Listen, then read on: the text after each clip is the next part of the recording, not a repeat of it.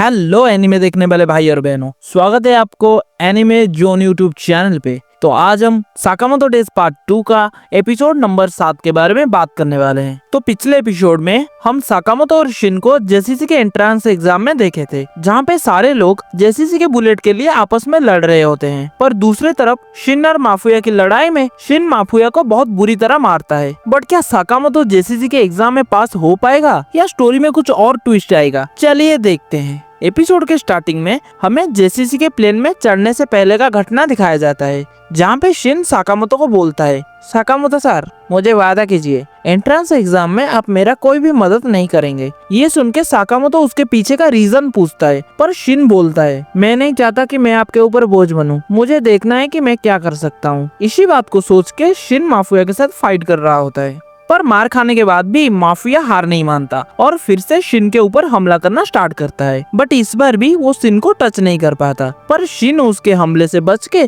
उसे एक जोरदार किक मारता है। लेकिन माफिया शिन के पैर को पकड़ लेता है और अपने तलवार लगे जूतों से शिन के फेस के ऊपर अटैक करता है। पर उससे पहले शिन उसके माइंड को पढ़ के उसके हमला को रोक देता है और अपने गन की एक वार से जूतों में लगा हुआ तलवार को तोड़ देता है। एंड यहीं पे माफिया शिन से हार मानता है। हराने के बाद शिन माफुया से जेसीसी का बुलेट मांगता है, पर बुलेट को खोने के डर से माफुया जोर जोर से रोना स्टार्ट कर देता है, जिसे देखने के बाद शिन को थोड़ा झटका लगता है और वो माफुया से बोलता है, रोना बंद करो, वैसे भी तुम 14 साल की उम्र में बहुत ज्यादा टैलेंटेड हो एंड अगर तुम एग्जाम में फेल हो भी जाओगे तो कोई एक्सटर्नल एग्जाम से अपना लाइसेंस ले आना, इसमें रोने वाली क्या बात है। पर शिन की ये बात सुनने के बाद माफुया बोलता है, एक्चुअली मुझे लाइसेंस नहीं चाहिए, मुझे तो बस जेसीसी में जाना है, वहाँ पे मेरे बहुत सारे कनेक्शन हैं, जिसके मदद से मैं जल्दी से जल्दी ऑर्डर के अंदर घुस पाऊंगा। बट इसी बातचीत के दौरान फ्लाइट के चैम्बर में छुपा हुआ एक बंदा माफुया के हाथ से बुलेट लेके भागने लगता है, पर उससे पहले शिन उसके पास पहुंच जाता है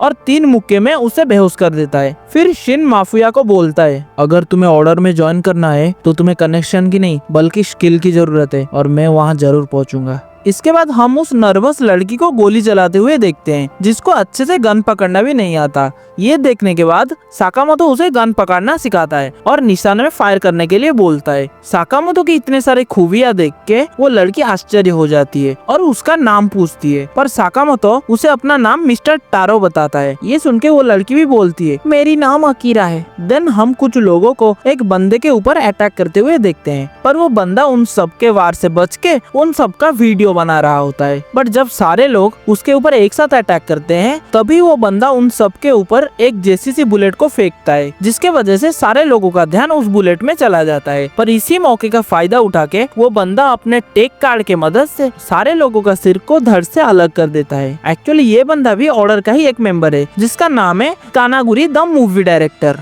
पर इसी टाइम में फ्लाइट के पायलट अनाउंस करता है, टोटल 360 कैंडिडेट्स में से 297 मर चुके हैं और बस 63 कैंडिडेट्स ही बचे हैं। फ्लाइट और 30 मिनट के बाद लैंड होगा, तो सबको ऑल द बेस्ट।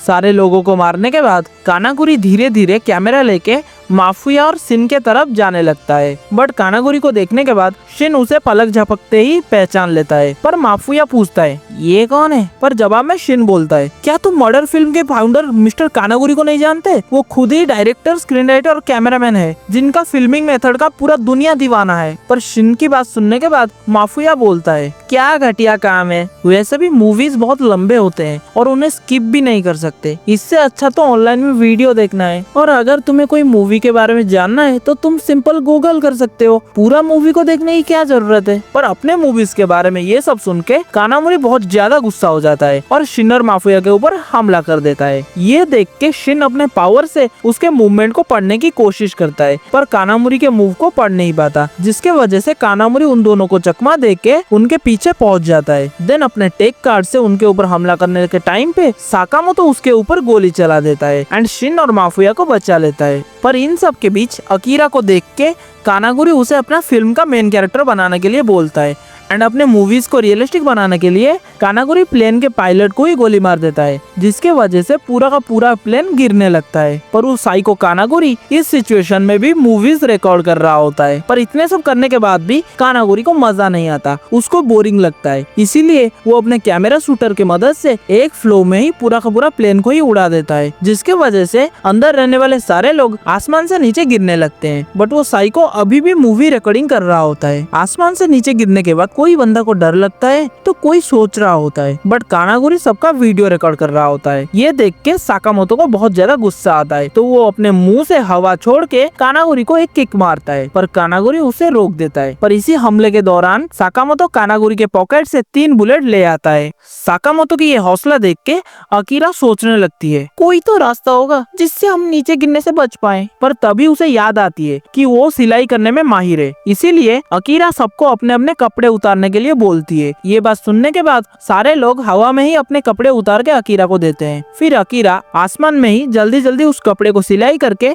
एक पैराशूट जैसा बना लेती है, जिसके वजह से सब आसमान से नीचे गिरने के बाद भी जिंदा रहते हैं। ये सोच के अकीरा बहुत ज्यादा खुश होती है, पर क्योंकि उसे तैरना नहीं आता, अकीरा सोचती है कि शायद इसी समंदर में आज उसका आखिरी दिन है। बट तभी साकामोतो उसे पानी से निकाल के बचा लेता है। बचने के बाद सब एक जैसी बुलेट को सामने पड़े हुए देखते हैं, जिसे देख के साकामोतो बोलता है अकीरा, क्योंकि आज तुमने हमारा जान बचाया तो ये बुलेट तुम्हें लेना चाहिए। साकामोतो की ये बात सुन के अकीरा वो बुलेट को लेती है और एंट्रेंस एग्जाम के पहले स्टेज को कंप्लीट कर लेती है। इसके बाद हम एक शिप के ऊपर खड़ी हुई एक लड़की को देखते हैं, जिसके बैग के चेन में साकामोतो जैसा एक डॉल होता है और प्लेन क्रैश से बचने वाले लोगों को देख के वो बहुत खुश होती है। एंड यहीं पे साकामोतो डेज पार्ट 2 का एपिसोड नंबर 7 फिनिश होता है। तो कौन है वो लड़की, उसका साकामोतो के साथ क्या रिलेशन है, क्या वो साकामोतो को जानती है? इन सारे सवालों का उत्तर जानने के लिए हमारे साथ इस सफर में जुड़े रहिए। एंड एक्सप्लेनेशन वीडियो कैसा लगा ये कमेंट करके जरूर बताना। इसके पिछले वाले एपिसोड का नहीं देखा